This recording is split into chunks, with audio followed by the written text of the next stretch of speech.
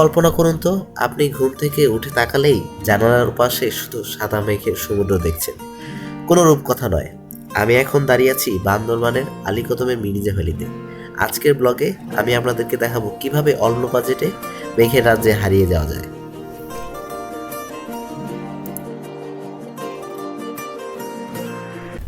Hello everyone, আজ আমি আপনাদেরকে নিয়ে যাচ্ছি আলীকদমের অন্যতম সুন্দর জায়গা মিরিঞ্জা ভ্যালিতে।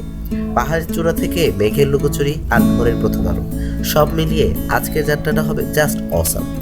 পাহাড়, মেঘ আর এক চিমটি প্রশান্তি, এই নিয়ে আজকের মিরিঞ্জা ভ্যালি ব্লগ। চলুন আমার চোখে দেখে নেই এই পাহাড়ের সৌন্দর্য।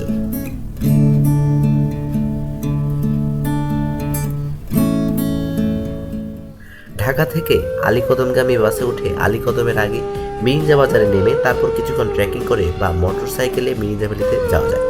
বাস ড্রাইভারকে বললেই আপনাকে মিরিঞ্জা বাজার নামিয়ে দিবে। যদি আলীকদমের বাসে যাবার সুযোগ না থাকে, তবে দেশের যে কোনো জায়গা থেকে কক্সবাজারগামী বাসে করে চকরিয়া বাস টার্মিনাল নামতে হবে। সেখান থেকে লামা আলীকদম পথে জিপ, চাঁদের গাড়ি, বাস বা সিএনজি চালিত অটোরিকশায় মিরিঞ্জা ভ্যালিতে আসতে পারবেন। ভ্যালিতে ঢোকার পর যখন পাহাড়ের চূড়ায় দাঁড়াবেন, তখন আপনার সব ক্লান্তি নিমেষে দূর হয়ে যাবে। নিচে মাতামুহুরী নদী আর উপরে নীল আকাশ, মাঝখানে আমরা। এখানে অনেকগুলো রিসোর্ট বা কটেজ আছে, যার বেশিরভাগই বাঁশ আর কাঠ দিয়ে তৈরি।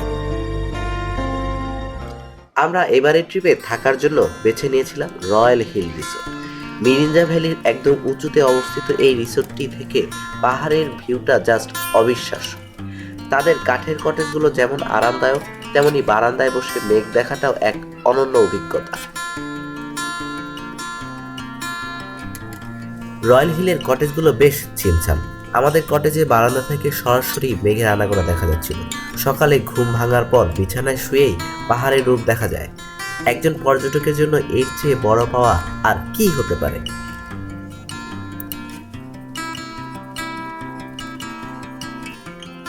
মিরিঞ্জার আসল সৌন্দর্য উপভোগ করতে হলে আপনাকে রাত কাটাতে হবে। রাতে এখানে বারবিকিউর আয়োজন থাকে, আর যদি আকাশ পরিষ্কার থাকে তবে মাথার উপর মিল্কওয়ে বা ছায়াপথ দেখার সুযোগও মিলতে পারে। পাহাড়ের শীতল বাতাসে বন্ধুদের সাথে আড্ডাটা জাস্ট জমে যাবে।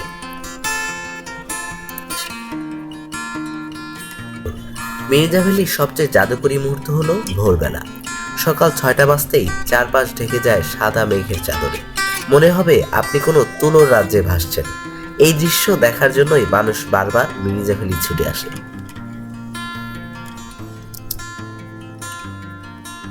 ভ্রমণের সময় কিছু জিনিস অবশ্যই মাথায় রাখবেন।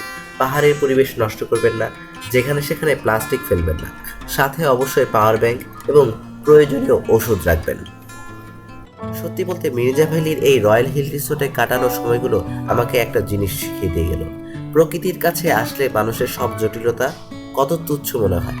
আমাদের এই যান্ত্রিক জীবনে আমরা কত কিছুই তো খুঁজি, কিন্তু এই পাহাড়ের চূড়ায় বসে মেঘেদের লুকোচুরি দেখার মধ্যে যে শান্তি, তা হয়তো অন্য কোথাও পাওয়া সম্ভব না।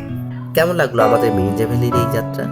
রয়্যাল হিল নিয়ে আপনার কোনো প্রশ্ন থাকলে বা আপনার অভিজ্ঞতার কথা জানাতে ভুলবেন না কমেন্ট বক্সে। আর ভিডিওটি ভালো লাগলে লাইক দিন এবং প্রিয়জনদের সাথে শেয়ার করুন যারা মেঘ ভালোবাসে। দেখা হবে খুব শীঘ্রই নতুন কোনো অজানার পথে, নতুন কোনো ভিডিওতে। ততক্ষণ পর্যন্ত সবাই ভালো থাকুন, সুস্থ থাকুন আর অনেক অনেক ভ্রমণ করুন।